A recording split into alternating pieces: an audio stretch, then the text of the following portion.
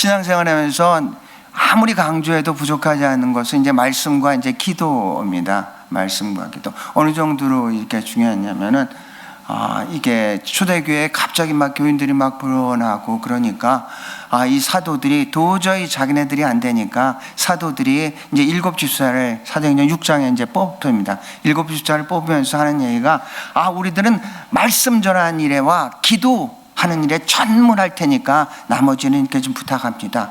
그래서 가장 우리가 신앙생활 하면서 중요한 게 이제 그 말씀과 기도인데, 오늘 여러분과 같이 은혜를 나누고자 하는 것은 기도에 대해서 얘기를 합니다. 기도에 대해서 하는데 특별히 이제 어떤 중보 기도에 대해서 얘기를 하겠습니다. 기도는 하나님과의 관계를 맺고 하나님과 더 깊게 영적 대화, 그래서 기도는 대화라고도 얘기를 하고 호흡이라고도 이렇게 얘기를 합니다. 기도의 폭은 신앙의 폭과 같습니다. 기도의 넓이는 신앙의 넓이와 정비례를 합니다. 그런데 우리의 기도가 이제 자기 중심으로 기도했던 게 타인을 향해 열리게 될 때 우리는 그것을 중보 기도라고 얘기를 합니다. 그때 우리의 신앙은 더 넓어지고 깊어지게 되어 있습니다. 중보 기도는 다리를 놓는 것과 같습니다. 끊어졌던 다리, 이게 다리를 놔서 이제 연결을 시키는 거라고 할 수가 있습니다. 이건 그 시드니 하버 브리지입니다. 시드니에 세 개의 그 건축물이 있습니다. 우리에게 세계적으로 알려진 건축물. 첫 번째로 하버 브리지입니다. 1932년에 했습니다. 두 번째로서는 이제 오페라 하우스 1973년에 했고, 그 다음에 시드니 타워 1981년에 이렇게 각각 다 의미가 있습니다. 시대적인 상황을 반영하는 그런 건물이란 얘기입니다. 이 하버 브리지는 오래전부터 이 북부에 살고 있는 사람과 남부에 살고 있는 사람 어떻게 좀 연결을 했으면 좋겠는데 너무 불편을 했습니다.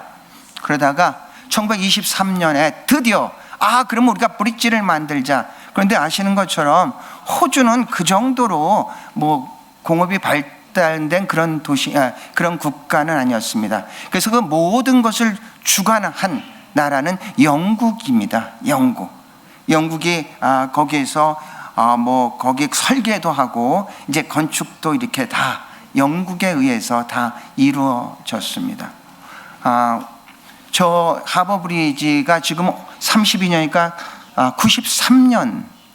지금도 놀라운 것은, 그러니까 100여 년 전에 지금의 교통량을 계산을 했는지 아직도 이 하버 브리지가 엄청 그러니까 그 교통량을 소화할 수 있는 능력을 가지고 있는 거에 대해서 굉장히 이제 감탄합니다. 하버 브리지는 차량이 8개, 그 다음에 철도가 2개, 자전거 도로, 도보 등 여러 가지가 이렇게 다 한꺼번에 있습니다. 이 하버 브리지가 23년부터 해서 건축을 들어가는데 1929년에 세계 대공황이 일어났습니다. 그래가지고 굉장히 이제 어려웠죠. 그런데 그것을 뚫고 32년에 이제 완공을 했습니다. 그래서 이 하버 브리지는 남과 북을 물리적으로 연결하는 그 이상의 의미를 가지고 있습니다.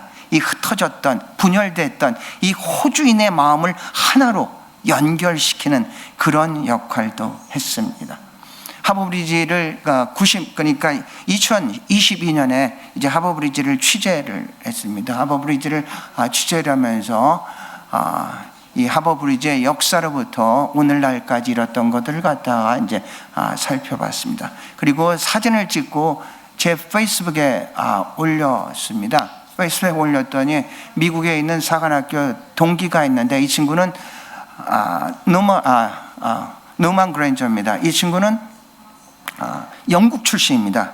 영국 출신인데 이제 미국에 와서 이제 사관학교를 나오고 이제 미국 사람으로 살아가는데 이 하버 브리지를 보고 나서 거기다가 댓글을 달았습니다.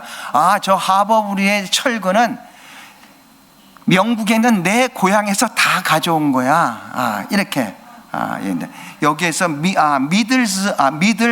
미들스브러라는 곳이 있다고 합니다. 거기에서 이제 철근을 다 가져와서 조립을 해가지고 이렇게 만들었습니다. 그래서 하버브리지를 그러니까 이제 남과 북뿐만 아니라 흩어졌던 그 국민들을 갖다 연결했었던 그런 브릿지 역할을 했다는 얘기죠. 세 가지를 여러분과 같이 오늘 기도를 통해서, 중보 기도를 통해서 볼 거예요. 첫 번째는 중보 기도는 예수님의 기도다. 두 번째는 중보 기도는 성령님의 기도다. 세 번째는 중보 기도는 하나 되게 하는 기도다라는 것을 통해서 같이 은혜를 나누고자 합니다. 중보 기도는 예수님의 기도입니다.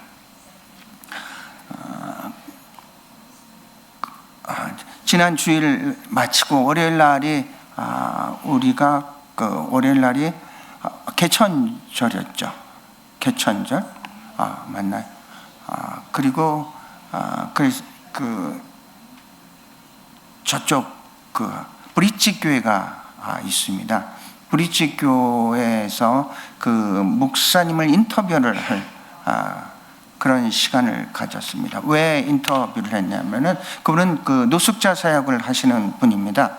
박영대 목사님인데 노숙자에서 2주에 한 번씩 센트럴에서 한 천여 불 정도가 이제 한 번 갈 때마다 예산이고, 그 다음에 한 100명 정도의 노숙자를 그렇게 아주 오랫동안 이제 섬기시던 그런 분입니다. 그분이 섬기면서 그분의 교회는 뭐였었냐면 주마음교회였습니다. 주마음교회였었는데, 이 호천교회, 그분은 그 교단이 순장 교단입니다. 처음 들어보시죠? 순장. 우리가 장로교를 보면은 장로교가 신사참배를 이렇게 결단을 해가지고 1938년 9월 9일 신사참배를 결의를 하며 신사참배.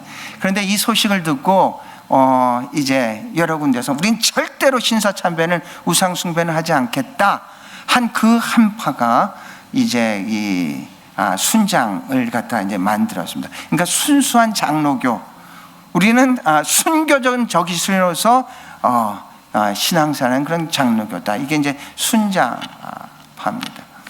그게 이제 순장인데 그 교단이 그러는데 그 교단에서 이제 호천교회가 저기 이제 컨커드에 있었고, 그 교회가 그 목사님이 비자 때문에 한국으로 가게 돼서, 그러니까 옛날 이 박은대 목사님 거기 목회를 하시다가 이제 교회를 새로 개척하고 그리고 이제 그 주마음교회를 해서 이제 노숙자 사역을 계속해서 하셨던 분입니다. 그러니까 여기서 목회자가 없으니까 그분을 이제 초청을 해가지고 주마음교회와 여기 호천교회를 합하자, 통합을 하자. 그런데 여러분 아십니까? 이제 그 시드니에도 많이 통합을 한 경우는 많이 있습니다. 그런데 거의 성공한 케이스는 통합을 해서 거의 없습니다. 그래서 이분은 맨 처음에 이제 굉장히 난 지금 목회를 잘하고 있는데 왜 통합을 하나 그랬더니 노회에서 부탁을 해서 그러면 어쩔 수 없다 하자. 그래서 이제 주마음교회와 호천교회가 이제 통합을 하는데, 그런데 이름을 이제 주마음교회라고 지을 수도 없고 호천교회라고도 지을 수도 없고, 그러다가 기도하는 가운데 그러면 브릿지교회라고 짓자 이렇게 됐어요. 브릿지교회. 그래서 제일 먼저 제가 질문한 것은 왜 브릿지교회라고 졌습니까? 그랬더니 이 박 목사님께서 이렇게 얘기를 하거든요. 브릿지교회라고 지은 이유는 이렇습니다. 두 교회가 하나로 연결되는 그런 달이란 그런 단어가 생각이 났습니다. 그러니까 두 교회가, 주마음교회와 호천교회가, 교회와 교회가 연결돼야 되겠다. 첫 번째 이유고, 두 번째 이유를 보면은 세대와 세대가 연결돼야 되겠다. 그러니까 지금의 세대는 그러니까 어떤 우리가 first generation과 second generation이 이제 연결이 안 되는데 세대와 세대를 연결시켜야겠다. 이런 마음으로서 이제 했고요. 세 번째는 예수님과 세상과 연결을 시켜야겠다. 그래서 이 브릿지 교회라고 지르는 것은 연결을 시키는 겁니다. 연결을 교회와 교회가 연결되고 세대와 세대가 연결되고 예수님과 세상을 연결하는 교회로서 우리가 정체성을 가지고 이제 목회를 하려고 그렇게 졌습니다. 이렇게 얘기를 하더군요. 조금 이야기할 때는 끝에쯤에 이제 물어봤어요. 목사님 앞으로 비전은 뭡니까? 그랬더니 제 비전은 후임을 자유롭게 목회할 수 있는 환경으로 만드는 그런 비전을 가지고 있습니다. 이 목사님 저보다 어립니다. 그러니까 후임을 자유롭게 만드는 그런 비전을 갖습니다. 그리고 청년들을 위한 EM을 다음 세대를 위해서 세우는 그런 비전을 갖고 있습니다. 어르신들을 위해서 효도 관광을 그런 프로그램을 개발하는 게 제 비전입니다.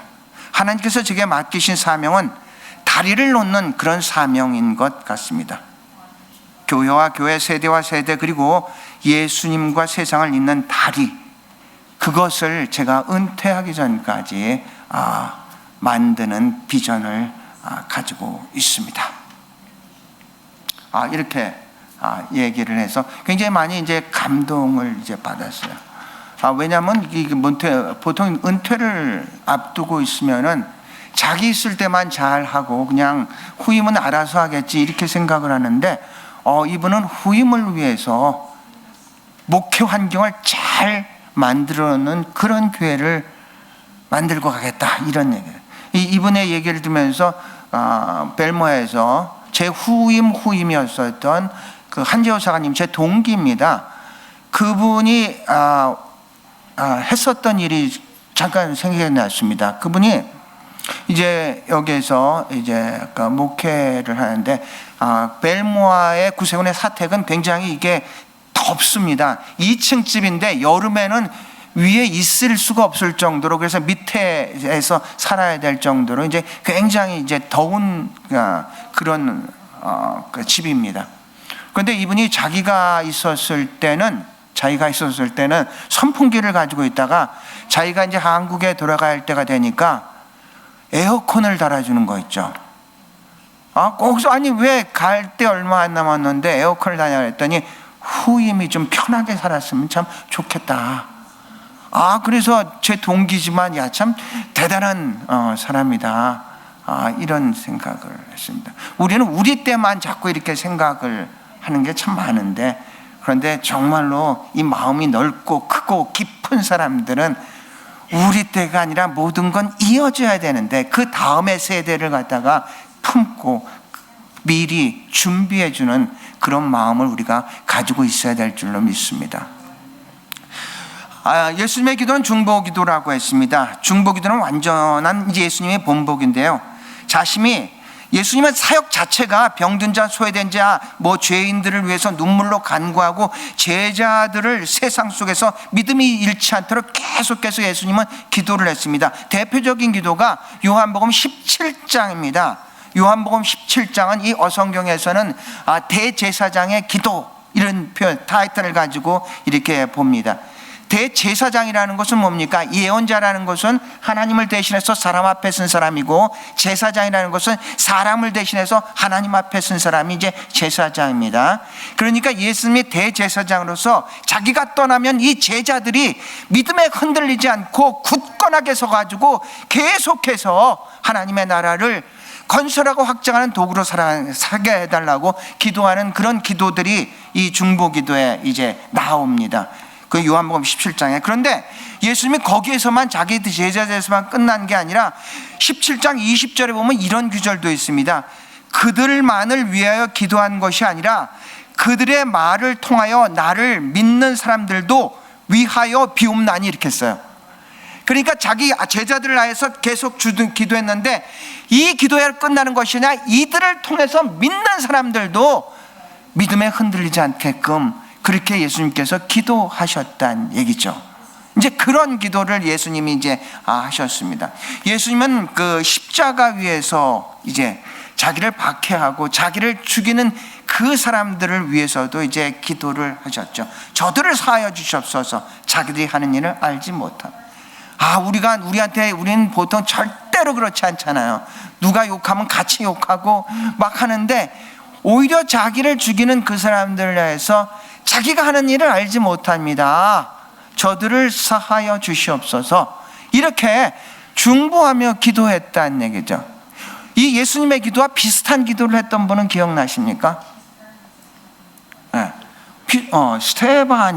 스테반이 돌 맞아 죽으면서 바로 그때 저들을 사하여 주시옵소서. 저들은 자기가 하는 일을 알지 못합니다. 중보하면서, 그러니까 우리를 아주 원수같이 우리를 핍박하는 사람들을 위해서 기도할 수 있다는 것은 사실은 인간적으로서는 사실은 불가능합니다. 근데 언제 그게 가능하냐? 바로 이 예수의 영, 하나님의 영, 성령이 우리가 충만할 때 우리가 그렇게 기도할 수 있는 줄로 믿습니다. 인간적으로는 아니잖아요. 우리를 어떻게 그렇게 막 비방하고 모함하고 싫어하고 막 그런 사람들은 우리가 어떻게 기도할 수 있겠어요? 그런데 우리가 하나님의 마음을 품는다면, 예수 그리스도의 영의 감동을 받는다면 그들을 위해서 기도할 수 있을 줄로 믿습니다. 예수님의 기도는 단순히 어떤 기도의 제목을 응답받으려는 그런 기도는 아닙니다. 예수님의 마지막 겟세마네 동산에서 기도를 하잖아요. 할 수만 있다면 이 잔을 나에게 치우십시오 하면서 우리랑 다른 것은 그 다음에 하지만 내 뜻대로 마시고 아버지의 뜻대로 하시옵소서. 기도라는 것은 내 뜻을 관철하는 것이 아니라 아버지의 뜻에 순종하는 것인 줄로 믿습니다. 기도는 하나님을 변화시켜서 내 편으로 만드는 것이 아니라 내가 변화되어서 하나님 편이 되는 것인 줄로 믿습니다. 이게 기도의 본질인데 우리는 자꾸 우리 중심으로서 이제 기도를 하죠. 주기도문에도 하늘의 뜻이 이 땅에 이루어지는 것 아닙니까? 그래요. 그래서 예수님의 기도는 전체적으로 중보기도였어요. 두 번째로는요, 중보기도는 성령님의 기도다. 이제 굉장히 저한테 이게 다음 주에 어디 중보기도 팀에서 설교를 해달라고 해가지고, 사실은 이 부분이죠. 이 부분은 그때 듣고 나서 이제 준비를 했었던 그런 겁니다. 중보기도는 성령님의 기도다. 요한은 성령을 보혜사라고 했습니다. 보혜사는 파라클레토스고 옆에서 우리를 돕는 자고요. 보혜사라는 것은 그 의미입니다. 보혜사라는 것은 영어로 얘기를 하면 헬퍼입니다. 돕는 자. 그다음 컴포터, 위로하는 자, 카운셀러, 상담해 주는 자. 그리고 마지막 단어가 이제 애드보케이트입니다. 대언자.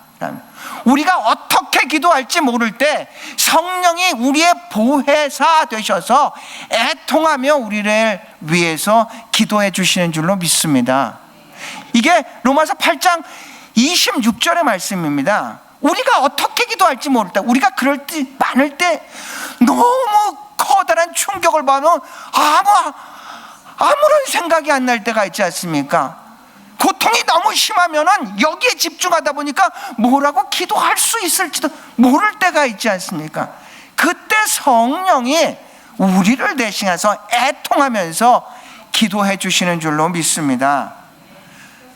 성령의 하는 기도는요, 우리의 혼을 넘어서 영적인 차원인 기도입니다. 이렇습니다. 보통 우리의 기도는 우리가 주도해서 하는 기도인데, 영의 기도는 성령이 우리를 주도해서 하는 그런 기도입니다. 내가 이성적으로 하는 기도가 아니라 영이 나의 이성을 지배해서 하는 그런 기도라는 얘기입니다. 에베소 5장 18절에 뭐라 합니까? 술 취하지 마라. 이는 방탕한 것이니 오직 너희는 성령의 충만함을 받아라. 이런 얘기예요. 거기에서 치제가 이렇습니다. 성령의 충만함을 받아라. 충만함을 받아라. 이런 것은 이것입니다. 성령의 충만함이라는 것은 우리는 이렇게 생각하지 않습니까? 성령이 차고 넘친다, 그런 뜻이 아닙니다. 그런 뜻이 아니고, 성령의 충만함은 성령의 지배를 받으면서 살아가라는 얘기입니다. 성령의 지배, 네 생각으로 하지 말고 성령의 감동받아서 성령의 뜻대로 그렇게 살아. 충만함을 받으는 현재형입니다. 그게 또 수동형이면서 현재형입니다. 수동형이라는 것은 성령의 충만을 내가 뭐 해가지고 하는 게 아니라 하나님의 은혜로서 우리가 받을 수 있는 거지 내가 노력해서 받는 게 아니라는 얘기입니다. 그게 수동형입니다. 능동형이 아니라 수동형이고 과거도 아니고 미래도 아니고 현재형입니다. 현재형이라는 것은 우리의 성령의 충만함은 계속해서 구하면서 매일매일 그렇게 살아가야 된다는 얘기입니다. 일단 내가 언제 한번 성령 충만했으니까 됐어 이런 게 아니라 내가 다음에 해서 성령 충만 이런 게 아니라 오늘 지금 이 시간에 현재 우리가 성령의 충만함이 있어야 된다는 겁니다. 또 세 번째는 명령형입니다. 명령형.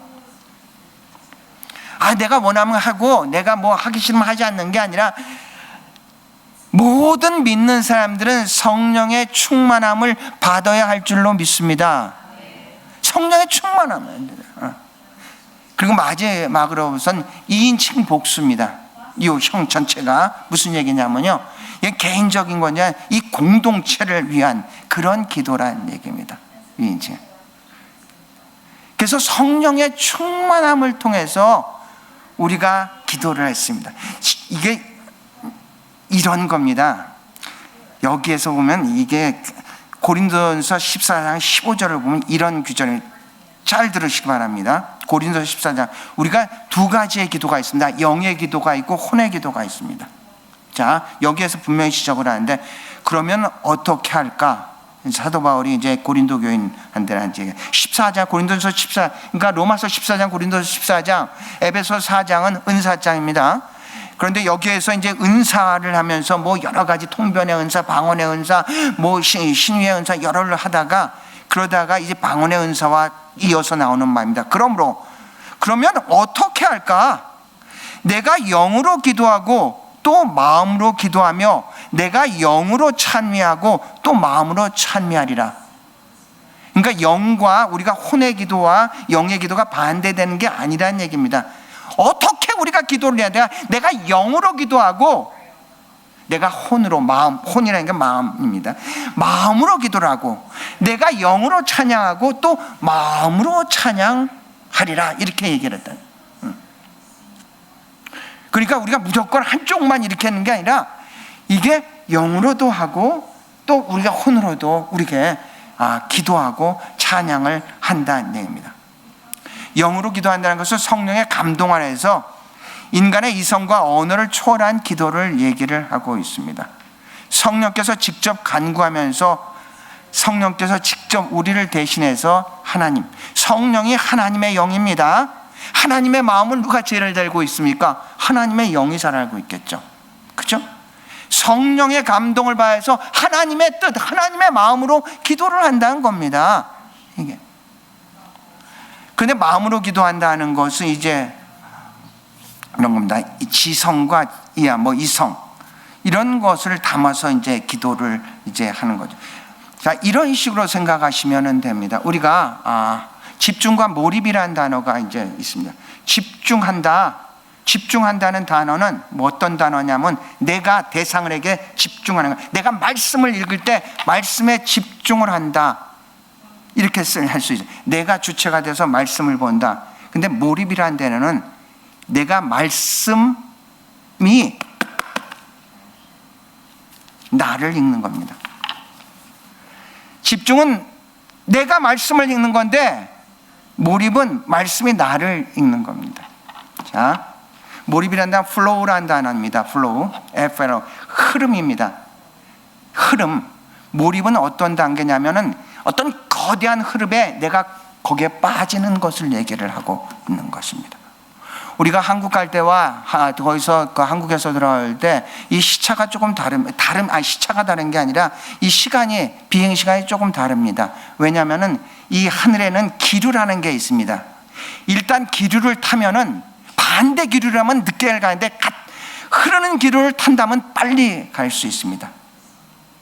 바다를 항해를 할 때 이것은 해류라고 합니다.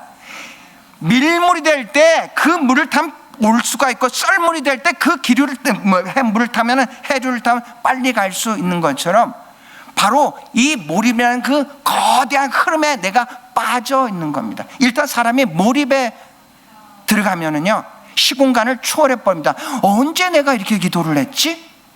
잊어 버리게 됩니다. 그저께 저기 기도원에 이렇게 갔다 왔습니다. 근데 이제 거기에서 이제 설교를 하고 이제 기도를 하재. 근데 저는 기도를 하는데 시간이 되게 안 가. 그러니까 이제 빠지지를 않고 이제 막 제가 생각대로 이렇게. 근데 우리 그 기도원 원장님은 막 기도를 하는데 엄청나게 막 오래 그러니까 이거 저는 제 생각으로 기도를 하는데 그런데 그분은 완전하게 성령에 빠져가지고 그 몰입하면서 이제 기도를. 그러니까 시차가 같은 시간이라도 이게 굉장히 다르게 시간이 이제 흘러가는 것이죠. 여러분이 좋아하는 일을 할 때 언제 벌써 됐어? 이런데 싫어하는 일을 할 때 왜 시간이 안 돼? 이러잖아. 설교를 들을 때 어떤 분들은 벌써 끝나? 여러분 다 그렇잖아요, 그렇죠? 근데 그렇죠. 어떤 사람 자꾸 아직도 벌써 3시간 넘었네. 이거 어떡하지? 막 이런 진짜 큰일 났네. 이거 이제 그래서 이게 어떤 집중한다는 거, 몰입이란다는 거, 이런 단어가 있습니다. 또 이게 묵상이라는 건 메디테이션과 관상이라는 컨템플레이션이 있습니다. 컨템플레이션이라는 것은 템플입니다. 내가 그 템플 안에 들어가 있는 게 관상이라는 컨템플레. 메디테이션이라는 것은 내가 하나님의 말씀을 이게 생각하는 거라면은 이 컨템플레이션은 하나님의 말씀이 나를 바라보는 것이라고 할 수가 이제 있다는 얘기입니다. 그래서 우리가 영으로 기도한다는 것은 내가 기도의 주체가 아니라 성령이 기도의 주체가 돼서 기도하게끔 만드는 게 그게 이제 영으로 이제 기도. 그 단계에 딱 들어가게 되면은 정말 다 시공간이 초월되는 그런 겁니다. 자, 세 번째로서요. 중보기도는 하나 되는 기도입니다. 중보기도는 공동체를 하나로 연결하는 보이지 않는 영적인 끈입니다.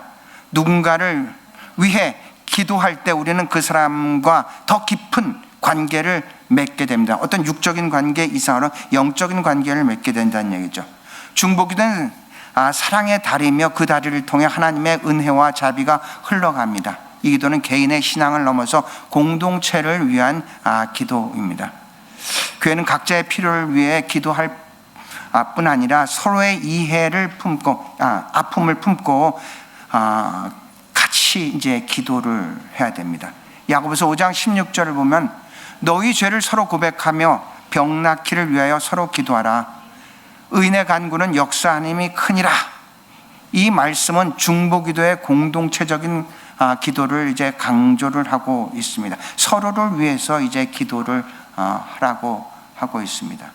우리가 개인 어떤 자기의 이기적인 기도를 하는 것보다 이타적인 기도를 하는 게 하나님이 이제 잘 들어주신다고 합니다.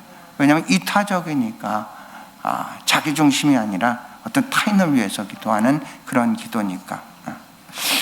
기도를 통해 우리는 다른 사람의 부족함을 정죄하는 대신 그를 긍휼히 여기는 마음을 배워야 됩니다. 누군가를 위해서 기도할 때 미움과 상처가 사랑으로 변하고 단전된 관계가 다시 연결이 됩니다. 중보기도는 하나님의 사랑이 사람과 사람 사이에 흘러가는 통로입니다.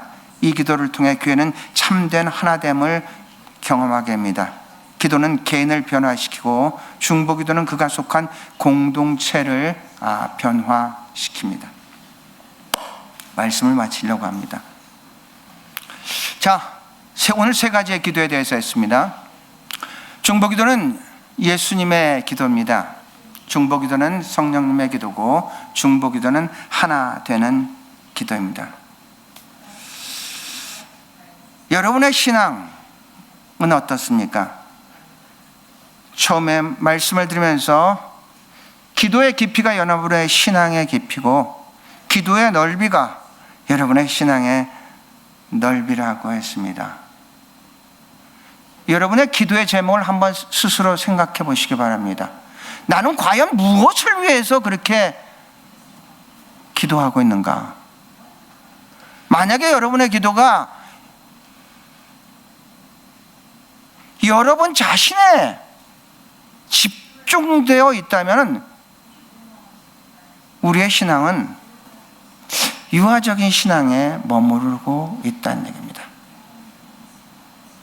신앙의 폭도 그렇고 깊이도 그렇고 굉장히 자기중심적으로서 믿음은 가지고 있지만 자기중심적인 믿음을 가지고 있다는 얘기입니다. 예수님의 기도도 중보기도였고 성령님의 기도도 중보가 됐고 공동체를 위한 하나됨의 기도도 중보기도인데 그런 것들은 다 접어두고 자기만을 위해서 기도하고 있고 그것이 기도의 제목의 전부라고 생각한다면 우리는 우리 자신을 다시 한번 깊이 반성하고 회개하며 우리의 기도의 폭을 넓히고 기도의 깊이를 더 깊게 해야 될 줄로 믿습니다.